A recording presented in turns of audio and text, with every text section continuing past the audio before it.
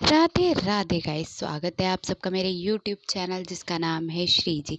आज मैं आपके सामने एक नया टॉपिक तो नहीं होते हैं, पर हाँ नया चैप्टर द्रव्य गुण का चैप्टर सेकंड जिसका नाम है गुण, वो लेकर आई हूँ। तो गुण अब हम पढ़ने जा रहे हैं गुण, ठीक है। लेकिन गुण से पढ़ने से पहले हम ये बता दें कि हम इसमें पढ़ने क्या क्या वाले, वो इम्पोर्टेंट होता है। देखो, तो गुण में हम जो पढ़ने वाले हैं वो है गुण की निरुक्ति, परिभाषा, वर्गीकरण। वर्गीकरण अलग अलग आचार्यों के अनुसार, पहले जो है वो चरक के अनुसार, फिर जो है वो है अष्टांग हृदय के अनुसार, फिर सुश्रुत के अनुसार, फिर शारंगधर, फिर नागार्जुन, और उसके बाद हम अलग अलग एक एक गुण पढ़ेंगे। उसके बाद एक एक गुण पढ़ेंगे, ठीक है। उसके बाद हमने जब क्लासिफिकेशन करा होगा तो उसको पढ़ेंगे कि कैसे कैसे, ठीक है, और वो चिकित्सा में कैसे उपयोगी हैं, ये सब भी बात करेंगे, ठीक है, केवल गुण चैप्टर में, ठीक है। लेकिन इसमें केवल परादि गुण के बारे में बताया गया है, ठीक है। पहले चलिए शुरू करते हैं, ठीक है। जनरल इंट्रोडक्शन, कि पहले हम कुछ भी पढ़ते हैं तो उसमें हम पहले निरुक्ति ही पढ़ते हैं। तो पहले निरुक्ति देखते हैं।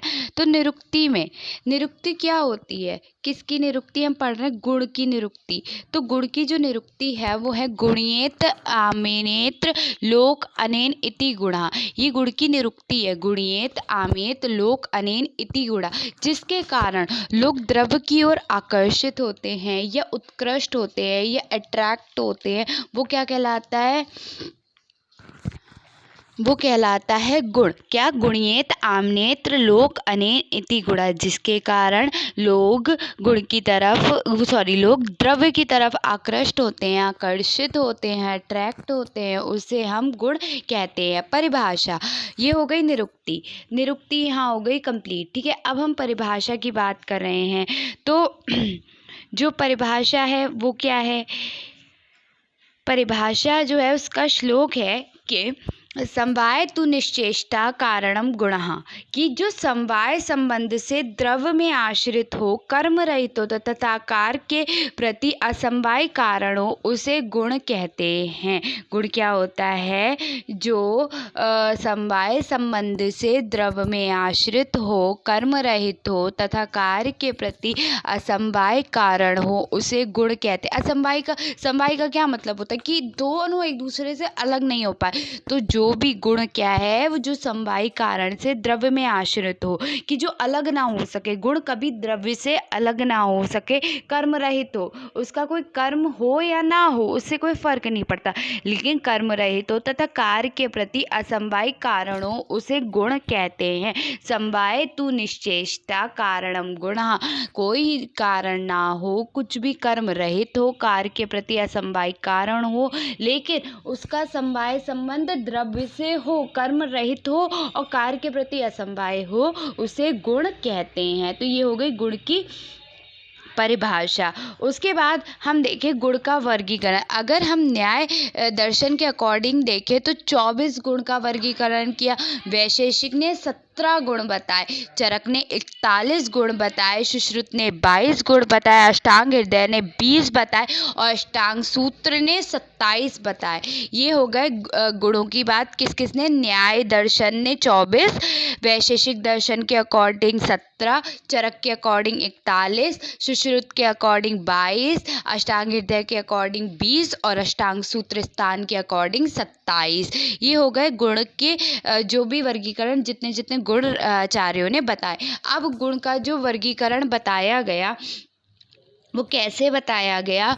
गुण का वर्गीकरण अधिभौतिक गुण और आध्यात्मिक, ये दो तरीके के गुण बताए गए। आधिभौतिक गुण और आध्यात्मिक गुण, दो तरीके के गुण बताए गए, आधिभौतिक और आध्यात्मिक। आधिभौतिक फिर दो तरीके में डिवाइड हो गए, विशिष्ट और सामान्य। जो विशिष्ट थे वो क्या थे? विशिष्ट को हमने क्या बताया? वो हाँ विशिष्ट जो थे वो कहलाए, क्या कहलाए, भौतिक गुण कहलाए या वैशेषिक गुण कहलाए, या हम उसको कह सकते हैं अर्थ गुण कहलाए या इंद्रिय गुण कहलाए, कुछ भी कह सकते हैं। ठीक है, तो पहले वैशेषिक गुण जो बताए वो ये बताए। तो वैशेषिक गुण कौन से हुए? शब्द, स्पर्श, रूप, रस और गंध, ये हुए। ठीक है, उसके बाद जो सामान्य आए वो सामान्य गुणवादी गुण और परादी गुण दो तरीके के हो गए। ठीक है, गुणवादी जो थे वो शारीरिक गुण, कर्म गुण, कायिक गुण, ये कहलाए। 20 थे, इनकी संख्या 20 थी और परादी की 10 थी। ठीक है, तो जो गुणवादी गुण है, गुणवादी गुण को हमने कायिक, शारीरिक और कर्म गुण कहा। ये थे गुरु, शीत, स्निग्ध, मंद, स्थिर, मृदु, पिच्छल, शिलक्षण, स्थूल और सांद्र। इनके अपोजिट लघु, उष्ण, रूक्षण, तीक्ष्ण, सार, कठिन, विशद, खर, सूक्ष्म और द्रव। परादी गुण को हमने चिकित्सकीय गुण भी कहा और कहा यौगिक गुण। ठीक है, तो इसमें क्या था? परत्व, अपरत्व, युक्ति, संख्या, संयोग, विभाग, पृथकत्व, परिमाण, संस्कार और अभ्यास। ठीक है, ये हो गए आपके आदि भौतिक गुण, यानी कि इसमें भी आदि भौतिक में ये सामान्य में गुणवादी और परादी दो बताए गए। गुणवादी 20 हो गए, परादी 10 हो गए, तो ये यहाँ हो गए। लेकिन अब आध्यात्मिक गुण कौन से थे?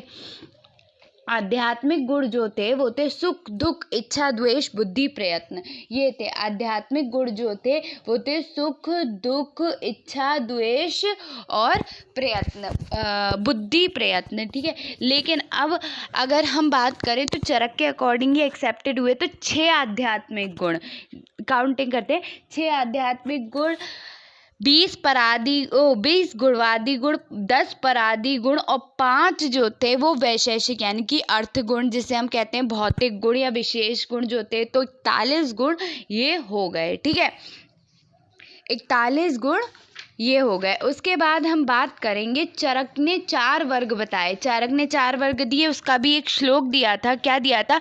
सार्था गुणवाद्यो बुद्धि प्रयत्न प्रयादा गुणा प्रयोक्ता। क्या दिया था? यानी कि क्या क्या बताया था, कौन कौन से 5 वैरायटी में दोनों ने डिवाइड करा था। कौन कौन से? सार्था यानी कि सार्था या अर्थ गुण, गुणवाद्य गुणवादी गुण, बुद्धि यानी कि बुद्धि गुण, प्रयत्न यानी कि प्रयत्न गुण, परादय यानी कि परादी गुण। तो इस हिसाब से उन्होंने जो था वो डिवाइड किया था। ठीक है, अब आगे है अष्टांग हृदय सूत्र स्थान के अकॉर्डिंग अगर हम देखें तो क्या था?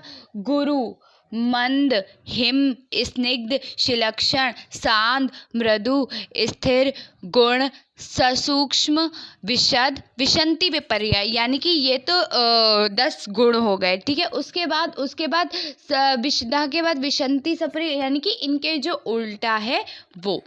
तो क्या क्या है? गुरु का लघु, लघु ऐसे करके जो अभी मैंने बताए थे, गुरु, लघु, शीत, उष्ण, स्निग्ध, रूक्ष, मंद, तीक्ष्ण, स्थिर, सर, मृदु, कठिन, विशद, पिच्छल, शिलक्षण, खर, सूक्ष्म, स्थूल, सूक्ष्म, शांत और द्रव, ऐसे करके हो गया। ये हो गए अष्टांग हृदय के अकॉर्डिंग। अगर हम सुश्रुत के अकॉर्डिंग करें बात, सुश्रुत के अकॉर्डिंग क्या है? सुश्रुत के अकॉर्डिंग जो है वो है पर और अपर, 2 तरीके के गुण बताए गए सुश्रुत के अकॉर्डिंग। पर उन्होंने 10 माने, अपर उन्होंने 12 माने। कैसे माने? वो ऐसे माने कि जो शीत, पहले तो उन्होंने 10 गुण दे दिए। देखो कौन कौन से? गुरु, मृदु, पिच्छल, स्निग्ध और शीत, ये 5 गुण हो गए। अब इनके उल्टे, शीत का उष्ण, गुरु का लघु, स्निग्ध का रूक्ष, पिच्छल का विशद और मृदु का तीक्ष्ण। तो ऐसे करके उनके 10 हो गए। ठीक है, उसके बाद उन्होंने क्या करा कि अपर गुण देखे। अपर के 12 बताए, तो अपर कौन से बता दिए उन्होंने? उसी में जो 20 गुणवादी गुण थे उसमें डिवीजन कर दिया था। ठीक है, तो द्रव, शिलक्षण, सुगंध, मंद, वायवी और आशुकारी। अब इसमें सुगंध नहीं था, कहीं हमने नहीं पढ़ा था अभी तक गुणवादी में। ठीक है, वायव्य नहीं पढ़ा था और आशुकारी नहीं पढ़ा था। लेकिन आशुकारी यहाँ किससे? स्थूल से माना गया है, तो इसका तो सूक्ष्म हो गया अपोजिट। ठीक है, द्रव का सांद्र होता है, शिलक्षण का कर्कश यानी कि खर होता है, शिलक्षण का अपोजिट खरी होता है। और सुगंध का दुर्गंध होता है, ये कॉमन है। मंद का सर होता है, वायव्य का विकासी हो गया। तो इन्होंने ऐसे करके, तो इनके कितने हो गए, 22 गुण बताए थे इन्होंने, इनके पर और पर करके 22 गुण ऐसे हुए थे। ठीक है, अष्टांग हृदय के भी बता दिए। अब शारंगधर ने केवल कितने गुण बताए थे, शारंगधर ने केवल जो बताए थे वो बताए थे 5 गुण बताए थे। कौन कौन से, स्निग्ध, तीक्ष्ण, रुक्ष, लघु और गुरु, ये 5 गुण शारंगधर ने बताए थे। ठीक है, शारंगधर के भी हो गए। अब किसकी बात आई, अब जिसकी आई है वो है हमारे नाग वैशेषिक। ठीक है, नाग वैशेषिक ने भी बताए हैं, तो कितने बताए हैं, 10 बताए हैं। ठीक है, तो कौन कौन से, गुरु, लघु, शीत, उष्ण,